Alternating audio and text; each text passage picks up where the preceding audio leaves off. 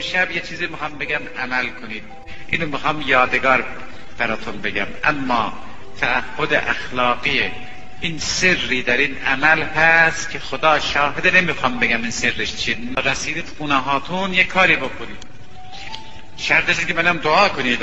اینو دارم میگم دیگه، دستم به دامنتون. اگه دعا نکنید اون وقت دیگه نمیگم گناه کردید، ولی حیف منم چه چیزی به شما بگم منو دعا نکنید، بی انصافی میشه.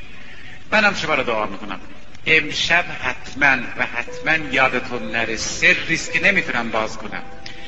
یک اذا بخونید، بعدش یک قل هو الله 7 مرتبه یا الله، یک اذا یک قل هو الله 7 مرتبه یا الله. هرچی میخواهید بخواهید امشب.